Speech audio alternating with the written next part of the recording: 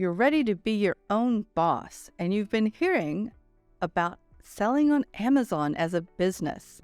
But what does that involve? What type of business is that? In today's video, I'm going to go through the various details involved in starting and running your own Amazon business so you can decide if it's right for you.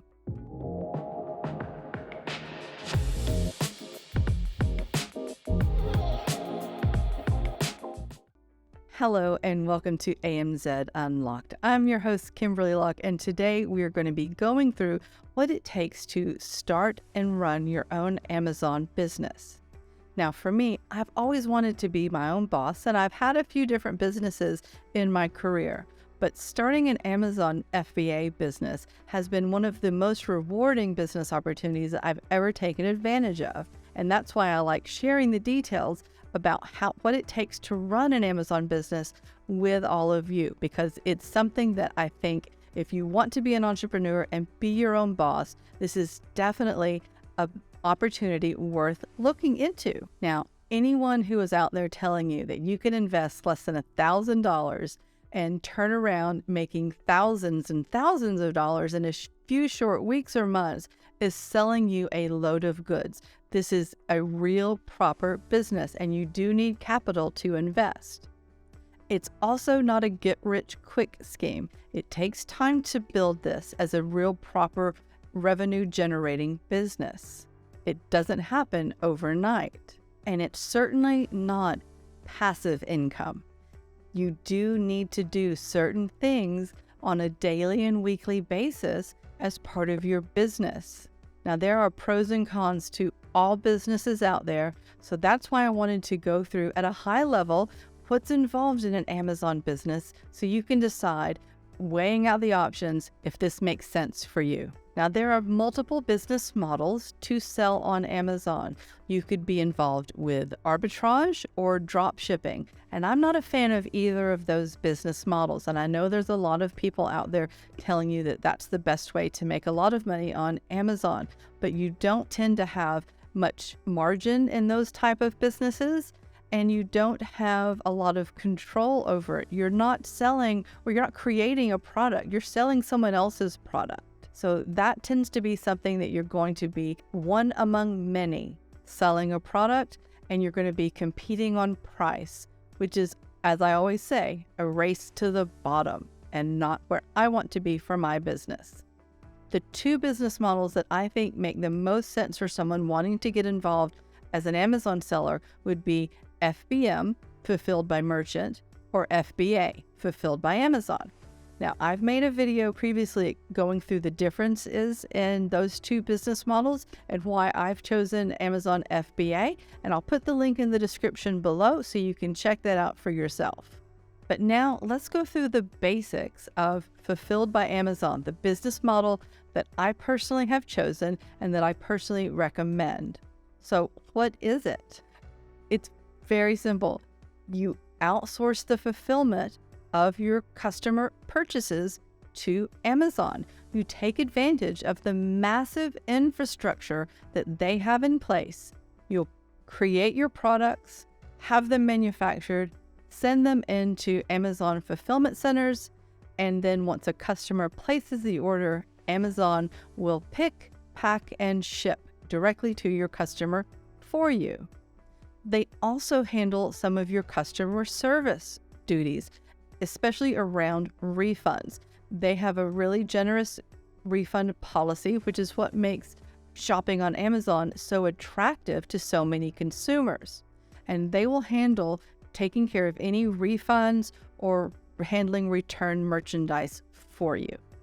So for me, Amazon FBA makes the most sense because I live in Australia, and if I'm selling in America, which I am, I don't want to have the burden of having to fill those orders and ship those orders to America.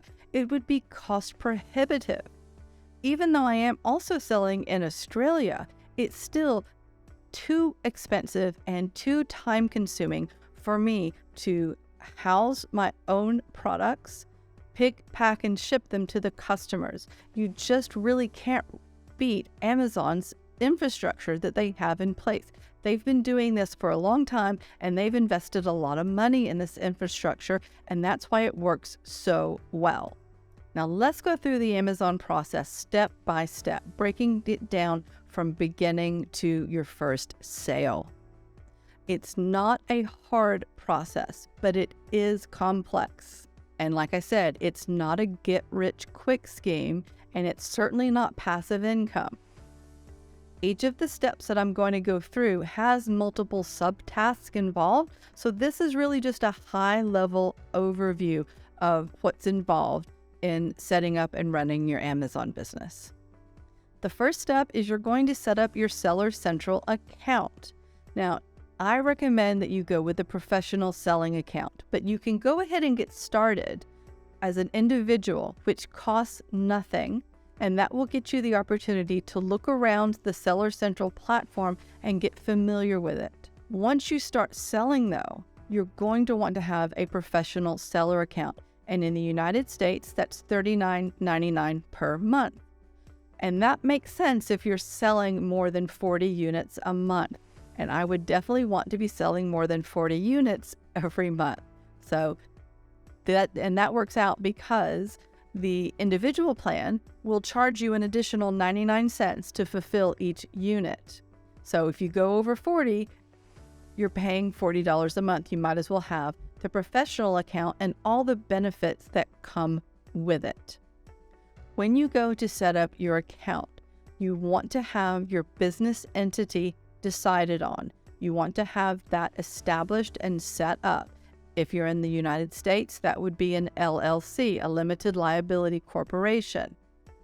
You want to have that paperwork in place, and you'll want to have your business bank account set up, and you'll want to make sure that the names and the addresses on all of these documentations match.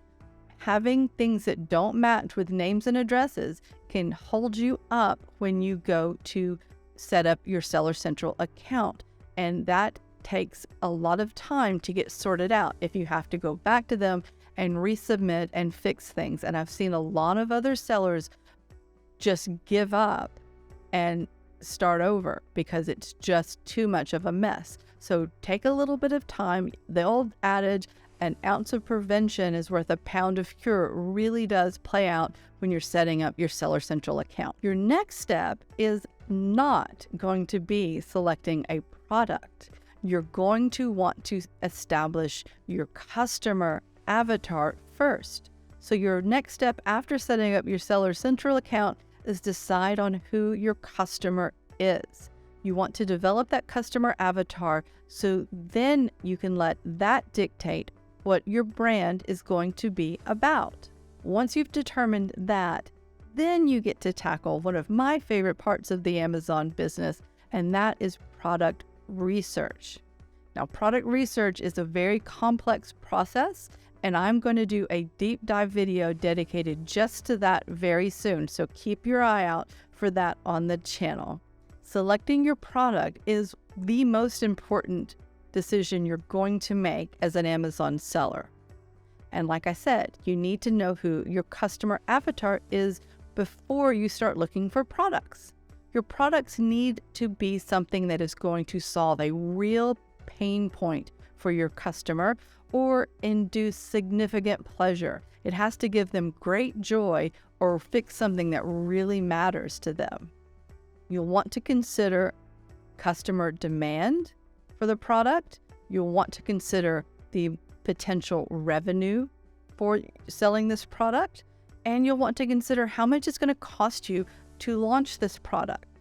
If you were to start selling a yoga mat, you would be hard-pressed to start with less than $100,000 because the turnover on yoga mats is so massive on Amazon.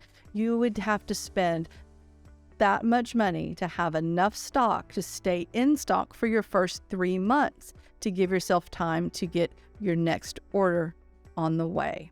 You also want to evaluate your competition. Now, you don't necessarily need to be looking for some place where the competition is just really, really low, but you want to be looking for those opportunities where the competition is maybe not good at Amazon, and you can get in and be better.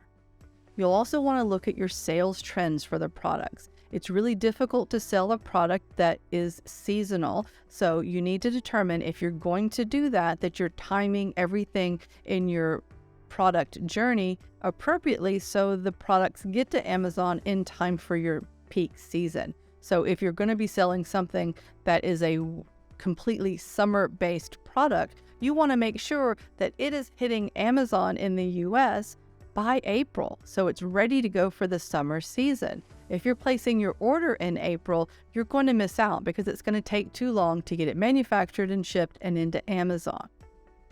You also want to take a look at your competition's reviews. You want to know what they're doing well and what they're doing poorly. What they're doing poorly gives you an avenue for improving the product, for giving the customer something that the other competition isn't giving them. So after you've selected your product and before you place your order for a sample or look for your manufacturers, you're going to want to do some keyword research. You want to look and see what the keyword opportunities are. What is the search volume for the main keywords? Are there a lot of different keywords that you're going to be able to use in your listing and in your advertising to get customers to your listing? You also want to see if there are some potentially great keywords that maybe the top competition isn't optimized for, that you can take advantage of right from the beginning, right from when you launch, and get in there and dominate those keywords. Once you've done that, then you start looking for your manufacturer.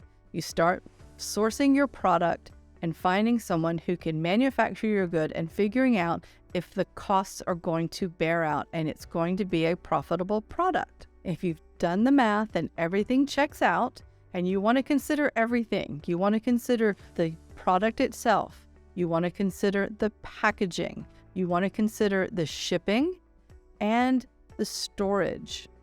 You want to make sure that you are also considering the tariffs. You need to find out what the particular importing code is for your product and see if it has additional tariffs on it. Not having your tariffs included in your calculation for your landed cost of goods sold or your landed COGS can really be a kick in the teeth if you overlook it and you get your products all the way to Amazon and then you realize that you're being hit with a massive customs duty bill and it has completely blown out all of your margins. So once you've determined your pricing is good, you found the manufacturer, then you want to start looking at getting a sample to make sure that the quality is up to snuff. You want to make sure that what they're producing is good enough for you, that it meets your standards and your quality standards. Then you'll start your ordering process, you'll have your products inspected, and then you'll enter the wonderful world of logistics. Yes, that's sarcasm. No, but seriously, we really did see the cost of shipping during the pandemic 10x, and that was a huge blow to sellers all around the country. But it's not something you necessarily have to worry about as badly as you used to. There's a new strategy that I really recommend, and I'm titling it just-in-time shipping. So basically, it's taking more of an Eastern seller approach for Western sellers. Sellers in China don't ship full container loads to warehouses to store in America or straight into Amazon. They'll ship weekly. So once you send in your initial order enough to get you going, then you just continue to replenish based on your sales velocity and how much you're selling. And I've got a great partner who I've got the link in the description that I'll talk about at the end, so don't miss out on that bonus tip that I will share with you, who can help you with this strategy. So basically, you have your manufacturer ship your products to a warehouse in China. And this is assuming that you're having your products manufactured in China, as most brand new sellers do. the costs associated with storing your goods in a warehouse in China are much lower than storing them in a warehouse in the United States. And the shipping for shipping small quantities versus a whole container really are very competitive. So it makes sense. You're going to be shipping every week based on your sales velocity. You're not using Amazon fulfillment centers as a warehouse. That's not what they're intended for, and they don't want to be used as a warehouse. They want to be able to stock as many different goods as possible. So if you're taking up too much space, they can't do that. And they charge for storage, and it's definitely cheaper to go with the facility in China versus Amazon or a 3PL in America. On top of that, Amazon will reward you with a better IPI score, Inventory Performance Index score, and this will lead to other benefits for your seller account. So once you've got your products ordered, you've got your shipping sorted and your shipping plan is in place and you're just waiting for them to get going, then you start your listing and you optimize your listing and you do another deep dive into the keywords and make sure that you're using the best keywords that you can convert for in your listing. Using those keywords that, like I said before, that other sellers maybe aren't optimized for and that still have a great search volume and that you can then get in and compete against those top sellers. We call those long tail keywords, and they tend to be a lot more specific. Another benefit to that is that you're using a specific, really highly detailed keyword will teach the Amazon algorithm what your product is, so it will show it to the right people. Another part of your listing optimization, once you've gotten the copy written properly and you've got all the keywords in it, and you've written it really well so it reads well for a customer, then you want to make sure you've got your photographs in place. So you'll want to get your photographs happening during the manufacturing process, because some of the best photographers will have a backlog and you won't be able to get your photos with a really quick turnaround most of the time. So you want to make sure that you found a good photographer who knows about product photography. You don't want to necessarily go to a portrait photographer. They're not familiar necessarily with what it takes to photograph products well.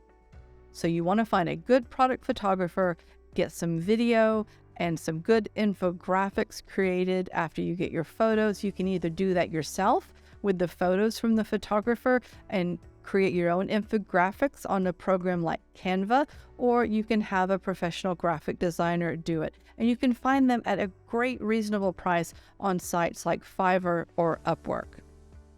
You'll need these graphic designs and images in lots of different sizes for your A+ content if you have brand registry. So you want to make sure that you're taking up that real estate really well with really inviting photos, lifestyle images, showing your product in use and how it's making your customer avatar's life better.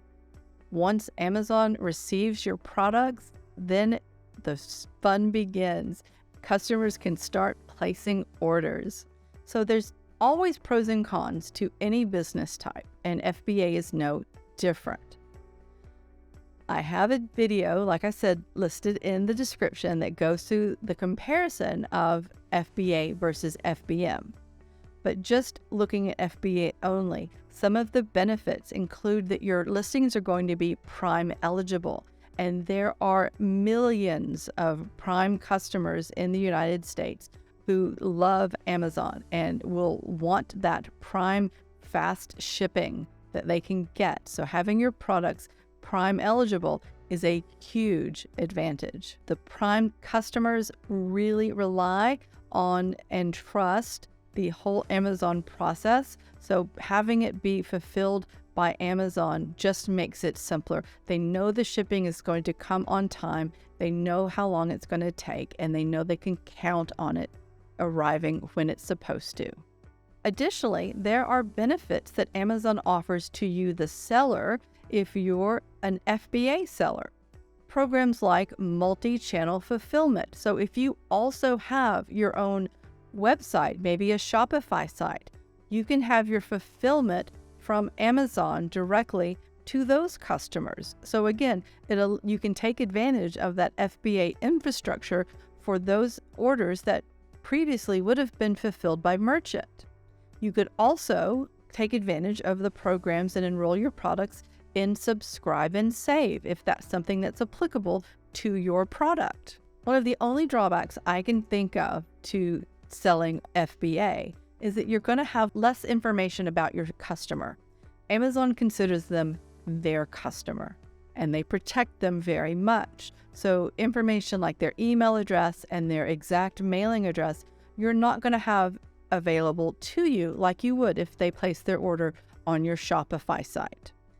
But Amazon is constantly improving and they're currently rolling out new programs for brand registered sellers to have additional ways to connect with their former customers.